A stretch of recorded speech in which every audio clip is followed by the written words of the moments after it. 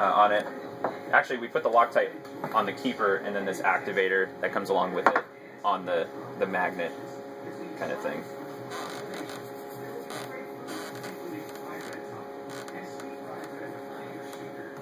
So then, I'm not going to try to use that right now.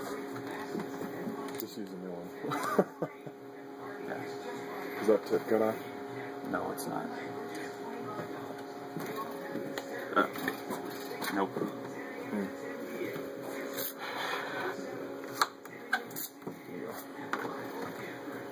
So I just kind of, oh, do you have that little tool that's hanging out over there? So I kind of just, Oh, does this have a thing? I need that knife thing again. Sorry, not prepared. Well, I got here this morning and I'm like, the kids are coming today. Gotta get everything prepared. And I'm like, damn. I wonder if this will work.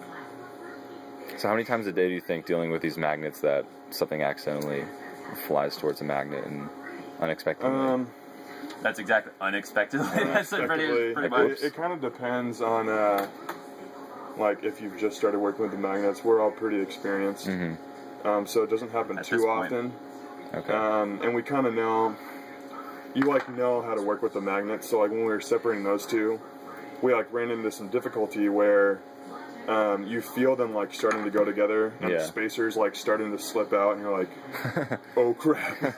If I get these two things stuck, they're gone. Yeah, you know? like those three up there.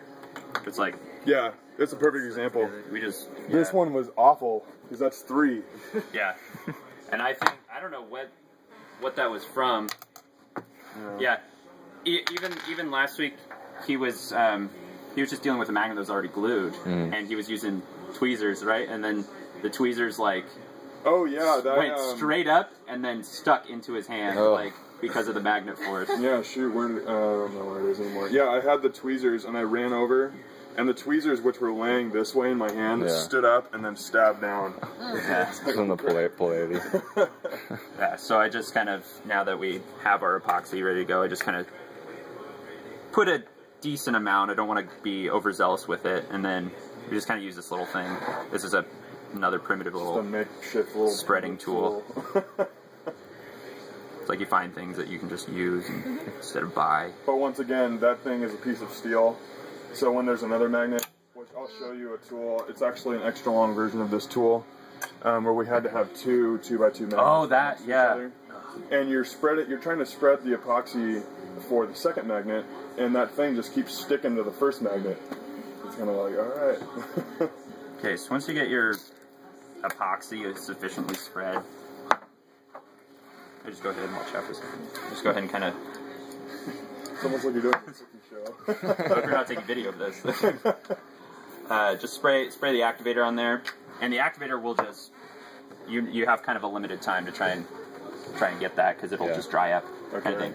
And then this is the part that we're kind of like, okay, you got to be really gentle with it and come in at from the side kind of thing. You'll see it starts sticking too.